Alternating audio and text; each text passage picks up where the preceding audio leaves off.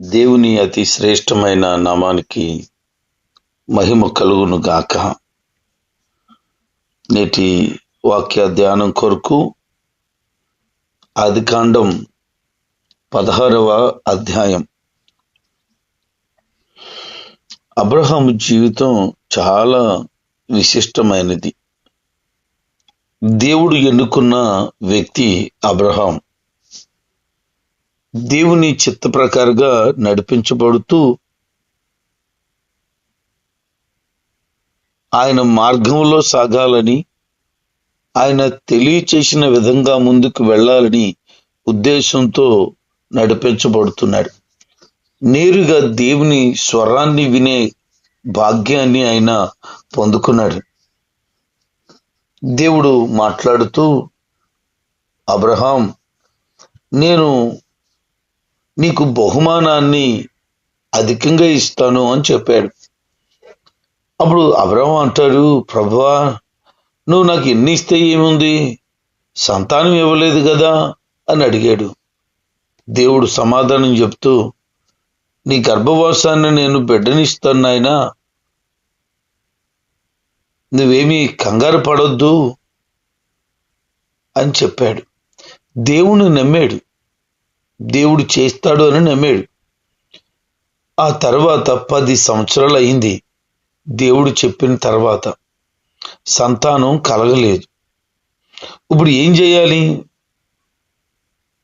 వారు కనాను ప్రాంతంలోనే ఉన్నారు.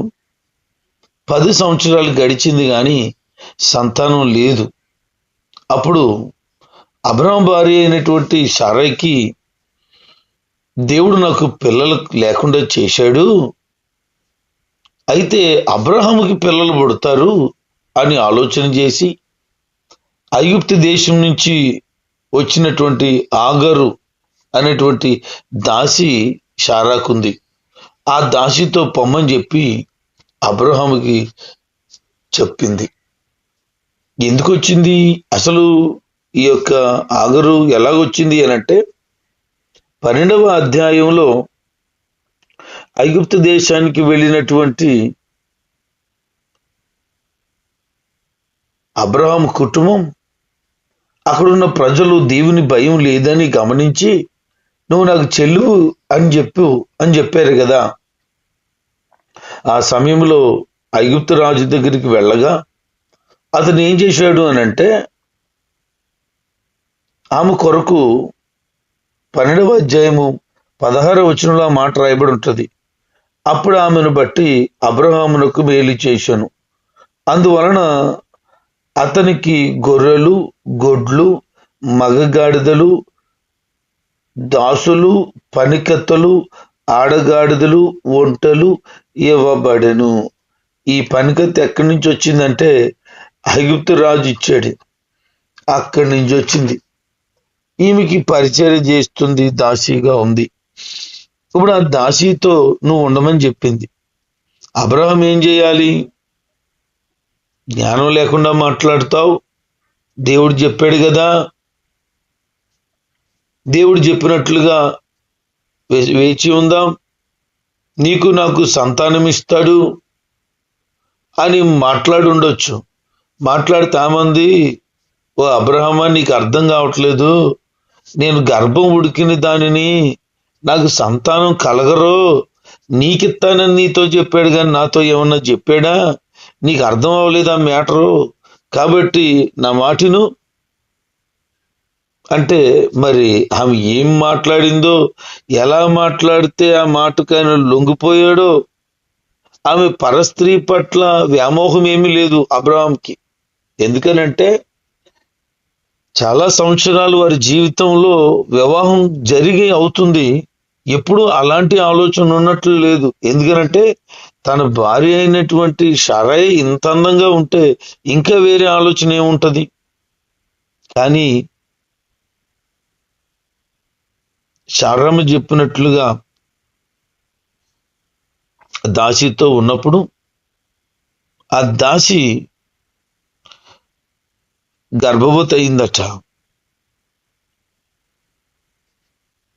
ఎప్పుడైతే ఆమె గర్భవతి అయిందని తెలుసుకుందో, ఇంకంతే, ఆమె ఆలోచన మారిపోయింది. వివాహమై ఇన్ని సంవత్సరాలైనా నా యజమానురాలు గర్భవతి కాలేదు, ఇక ఆమెకి సంతానం కలగరు, ఇక నేనే అబ్రహాముకి భార్యనంటే, ఎందుకంటే తనకి వారసుని ఇవ్వబోతున్నాను గనక నేనే,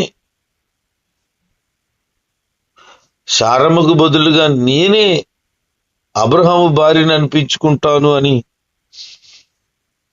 అనుకుని యజమానురాల్ని నీచంగా చూడడం ప్రారంభించింది. వేస్ట్ నువ్వు, ఎందుకు ఇన్ని సంవత్సరాలు అబ్రహాముతో భారీగా ఉన్నావు, ఏమాత్రం ఉపయోగం లేదు, ఓ బిడ్డను కనలేకపోయావు అని ఎన్ని రకాల మాటలందో, ఎన్ని రకాలుగా ఆమెను చూచిందో. ఈ విషయాలు గమనించినప్పుడు శారా తట్టుకోలేకపోయింది. అబ్రహాం దగ్గరికి వెళ్ళి ఎలా మాట్లాడుతుందంటే, నా ఉసురు నీకు తగులుతుంది, నేనే నీకు ఆగర్నిచ్చాను, దానికేమో గర్భవతి అయింది అనే విషయం తెలిసినప్పటి నుంచి నన్ను చిన్నచూపు చూస్తుంది, దేవుడు నీకు నాకు న్యాయం తీరుతాడు అని అబ్రాహం మీద పడింది. ఇప్పుడు అబ్రాహం ఏం చేస్తారు?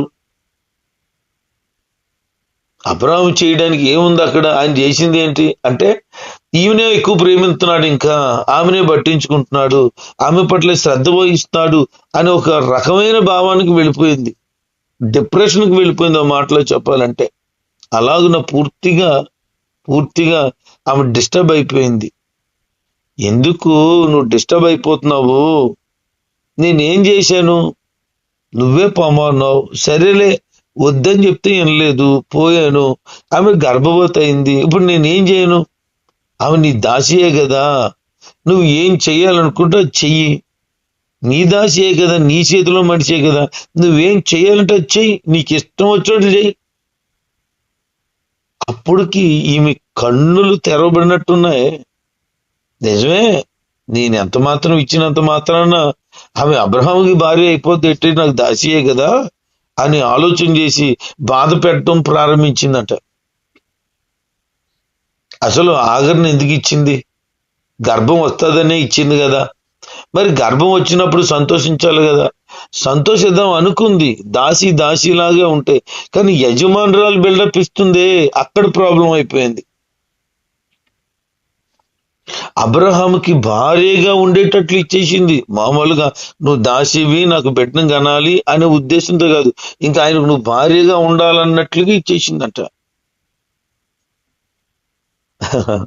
కొంతమందికి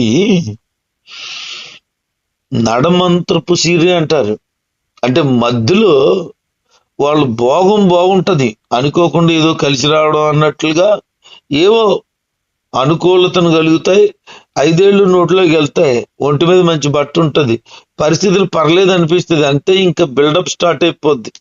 ఒకప్పుడు నీ బతికేంటి, ఒకప్పుడు నువ్వు ఎలా బ్రతికేవు, ఒకప్పుడు నీ తిన్న భోజనం ఏంటి, ఒకప్పుడు నువ్వు ఉన్న ఇల్లు ఏంటి, ఒకప్పుడు నీ పొజిషన్ అంతా ఏంటి అంటే చాలా నీచమైందే. కానీ ఎప్పుడైతే స్థితి కొంచెం మారిందో ఇంక భూమి మీద నిలబడరు. ఒక మాట గమనించండి, ఈ రోజు ఏదైతే కలిగి ఉన్నావో ఒక రోజు లేవయ్యి, ఈ రోజు ఉన్నాయి రేపు ఉంటాయనే గ్యారంటీ ఏమీ లేదు. ఎందుకంటే మా తాతయ్య గారికి చాలా ఆస్తులు ఉన్నాయి, మా నాన్నగారు అవేమి వద్దని చెప్పేసి సేవకు వచ్చిన తర్వాత వదిలేశారు. ఇంకా చెప్పాలంటే అక్కడి నుంచి చిల్లుగా తీసుకురాకుండా సేవలో వచ్చిన దాంతోనే బ్రతకాలని నిర్ణయించుకొని భోజనం లేనోళ్ళుగా బ్రతికారు, త్యాగపూర్తిగా దేవుని కొరకు. తెచ్చుకోవాలంటే అద్భుతంగా సమృద్ధి అయినది తీసుకొని రాగలుగుతారు, ఎందుకంటే ఆ రోజుల్లోనే మైసూర్ ఎద్దులతో బండి ఉండేదట. అంటే చాలా ఉన్నతమైన స్థితి. 10 ఎకరాల పొలం, దుంప తోట, కొబ్బరి తోట, జాన్ తోట, శాంకూర దుంపలు, ఇంకా ఎన్నో ఉండి అక్కడ నాకు తెలిసే ఉండి బోళ్ళన్ని పంటలు ఉండేవి. ఇదంతా ఉన్నా, సమృద్ధి ఉన్నా అదేమి లేనోళ్ళకి ఇక్కడ బ్రతికారట. దేవుని కొరకు మాకు అన్ని వద్దని వదిలేశారు, చివరికి ఆస్తులన్నీ వదిలేశారు. దేవుడు ఎంత దీవించాడు అంటే 2 ప్రాంతాల్లో ఉన్నతమైన స్థలాలు బోల్డని ఇచ్చాడు. మేము ఇల్లులు ఇచ్చాడు. మళ్ళీ మేము సరిగ్గా వయసుకు వచ్చిన తర్వాత స్థలాలు అమ్మబడ్డాయి, ఇల్లులు కూడా లేకుండా పోయాయి. ఎలాగైతే సమృద్ధి ఉందో మొత్తం పోయింది. మళ్ళీ దేవుడు మమ్మల్ని దీవించడం ప్రారంభించి మళ్ళీ ఇల్లు ఇచ్చాడు, మందిరాలు ఇచ్చాడు. అన్ని అనుకూలంగాను దీవెనకరంగాను పరిస్థితులు మార్చాడు. చిన్నతనంలో నేను 3-4 తరగతి చదివేటప్పుడు కారులో తిరిగాం. ఒక 4-5 కుర్రోళ్ళు ఇంట్లో పనిలో ఉండేవాళ్ళు. నేను పెళ్ళిడికి వచ్చేటప్పటికి మొత్తం కారు లేదు, ఏమీ లేదు. చెప్పాలంటే చాలా హీనమైన స్థితికి వెళ్ళిపోయింది పరిస్థితి. మళ్ళీ దేవుడు మరలా ఫలభరితంగా మార్చిచూ వచ్చాడు. నేను ఎప్పుడు గుర్తుపెట్టుకుంటాను. నాకేమి సిగ్గేమీ లేదు, అసలు ఫీలింగే లేదు.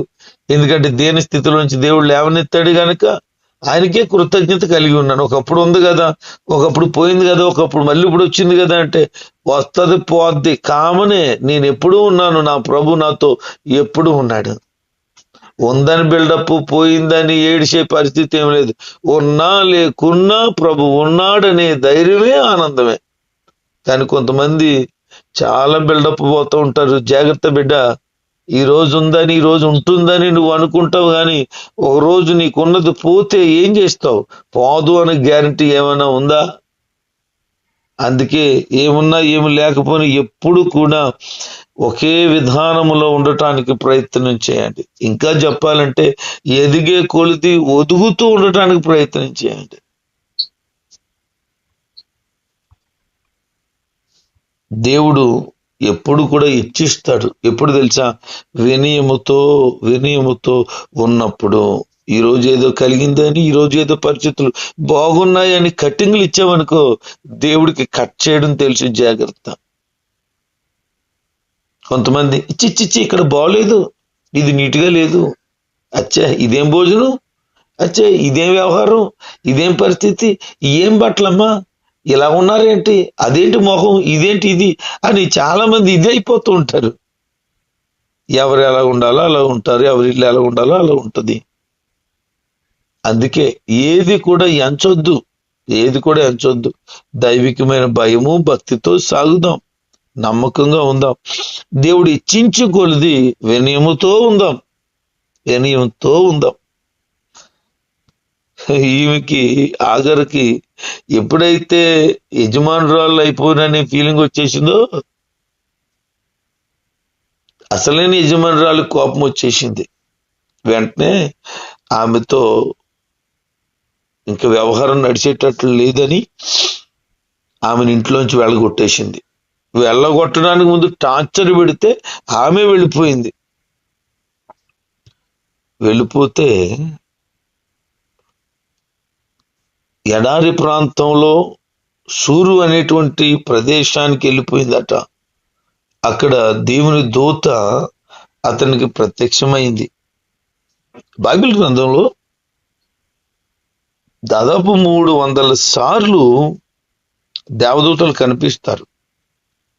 వీరు సాధారణంగా మనుషులకి కనిపించని ఆత్మస్వరూపులే అయినా అప్పుడప్పుడు మానవ స్వరూపంలో కనబడడం అనేది జరిగింది.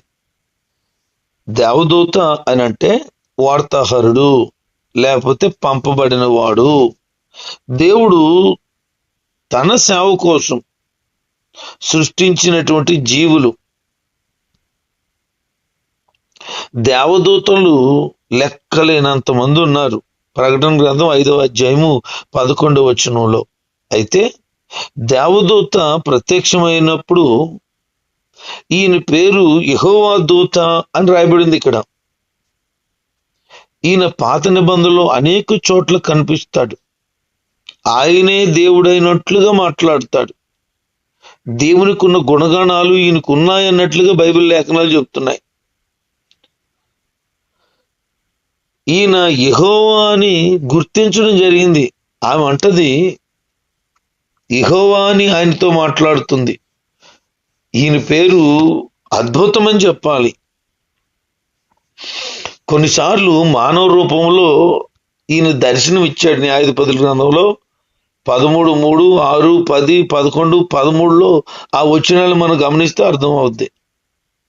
ఈ దేవదూత మరి ఎవరో కాదని చాలా శతాబ్దాల తర్వాత కన్యామరియ గర్భాన్న పుట్టినటువంటి యేసుక్రీస్తేనని, ఆ దైవ కుమారుడే ఆ దినాల్లో అట్ట విధంగా ప్రత్యక్షమయ్యాడని ఖచ్చితంగా చెప్పొచ్చు. ఎందుకనంటే ఆయన మాట్లాడుతున్న ప్రతి మాట, ఆయన యొక్క ఉనికి కనబడిన ప్రతి పర్యాయము యేసుక్రీస్తుగానే ఉంటది. ఆయన దైవాధికారంతో ఉన్నట్లుగానే మాట్లాడుతాడు. ఇక్కడ అదే మాట్లాడుతున్నారు.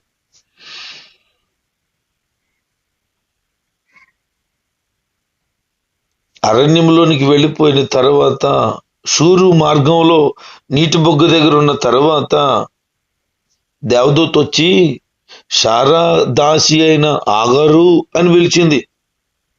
అబ్రహాము భార్య అయిన ఆగరు కాదు, శారా దాసి అయిన ఆగరు. ఎక్కడి నుంచి వచ్చావు? ఎక్కడికి వెళ్తున్నావు? ఆమె కూడా అబద్ధాలు ఆడలేదు, నిజమే మాట్లాడుతుంది. నా యజమానురాలు అయినటువంటి శారా దగ్గర నుంచి నేను పారిపోతున్నాను.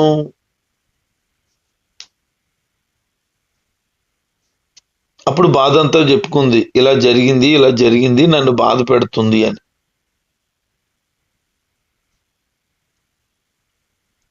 అయితే నువ్వేం చేస్తావంటే నీ యజమానురాల దగ్గరికి వెళ్ళు, ఆమె చేతి కింద అణిగి మణిగి ఉండు. ఆమె ఏదో మాట్లాడిందని నువ్వు ఎక్కడికో పారిపోవటానికి ప్రయత్నం చేయొద్దు, వెళ్ళు అక్కడుండు. నీకు ఒక కొడుకు పుడతాడు, అతనికి ఇష్మాయేలు అని పేరు పెడతావు. ఎందుకంటే దేవుడు నీ మొర విన్నాడు, దేవుడు నీ బాధను చూశాడు అని చెప్పేసిందండి. ఒక అద్భుతమైన మాట వినండి. విశ్వానికే ప్రభువు అయినటువంటి దేవుడు ఒక దాసి పిల్ల పడుతున్న బాధను చూచి పట్టించుకున్నాడు. పట్టించుకొని ఆమె కొరకు దేవుడు దూతను పంపించి, ఇంకా చెప్పాలంటే యేసు ప్రభువే స్వయంగా వచ్చి ఆమెతో మాట్లాడుతూ ధైర్యపరుస్తూ, నీకు ఒక కొడుకు పుడతాడు, అతనికేమో ఇష్మాయేలు అని పేరు పెడతావు అని చెప్పి ఆమెను ధైర్యపరుస్తూ, నువ్వు వెళ్ళి ఆమె దగ్గరుండు, అతను అడవి గాడిద వంటి స్వభావం కలిగిన వాడిగా ఉంటాడు. అతను చెయ్యి అందరికంటే విరుద్ధంగా ఉంటాయి. అతడు దూరంగా పోడు, అతను సహోదరుల ముందే బ్రతుకుతాడు అని అతని జీవితం ఎలా ఉండబోతుందో గర్భంలో ఉన్న బిడ్డ కొరకు చెప్తున్నాడు దేవుడు. ఇప్పుడు ఇంత ఉన్నతమైన స్థానం పొందబోతూ ఉంటనుగా, తన కొడుకు గొప్పవాడైపోబోతూ ఉంటనుగా కూడా, నువ్వు దాసివి గనక దాసిలాగే ఉండు, వెళ్ళు, అక్కడ అడిగిమణిగుండు, చెప్పిందల్లా చెయ్యి అని చెప్పగానే ఆమె విధేయత చూపించింది. ఏం మాట్లాడుతుందంటే, నన్ను చూచిన దేవుడు అని, ఆయనకు చూచుచున్న దేవుడు అని పేరు పెట్టుకుంది. ఆమె అనుభవించినటువంటి బాధ ఆమె గర్వం వల్ల అయినా, తన యజమానురాలు పట్ల అసభ్యంగా మాట్లాడి ప్రవర్తించిన, ఏది ఏమైనా ఆమె క్షమాపణ పొందిన వ్యక్తిగా రాబోయే తరానికి తన సంతానం ఒక ఫలభరితంగా ఉండబోతుందనే విషయాన్ని విని ధైర్యం తెచ్చుకుని తన యజమానురాల దగ్గరికి వెళ్ళి ఉండేటట్లుగా దేవుడు మాట్లాడాడు. అందుకనే నా పరిస్థితిని దేవుడు చూశాడు అని ఆమె చూచుచున్న దేవుడు అని పేరు పెట్టుకుంది. ఇంటికి వెళ్ళింది, మౌనంగా ఉంది. ఇంతకు ముందులాగా ఎక్స్ట్రా లేవు. ఇప్పుడు చెప్పాడు కదా, ధైర్యం వచ్చేసింది, సాధారణంగా ఉంది. సమయం గడిచింది, ఆమె ఒక కుమారుని కన్నది. అతనికి ఇష్మాయేలు అని కూడా పేరు పెట్టేశారు. అప్పటికి అతను అబ్రహాం వయసు ఎంత అంటే 86 సంవత్సరాలు. అబ్రహాముతో దేవుడు మాట్లాడినప్పుడు అతనికి 75 సంవత్సరాలు. 10 సంవత్సరాలు మాత్రమే విశ్వాసాన్ని కలిగి ఉన్నట్లుగా ఉన్నాడు. 10వ సంవత్సరం వచ్చేటప్పటికి తన హృదయంలో అదే విశ్వాసాన్ని కొనసాగుతుండగా షారా మాత్రం డిస్టర్బ్ అయింది. ఆమె విశ్వాసాన్ని కోల్పోయింది. ఆమె విశ్వాసము కోల్పోవడం అంటే తన కొరకు కాదు, ఇది అబ్రహాము కొరకే ఈ మాట అని అట్టి విధంగా నమ్మింది. అబ్రహాము కూడా మాటల్లో పడినట్లే కనబడుతున్నాడు.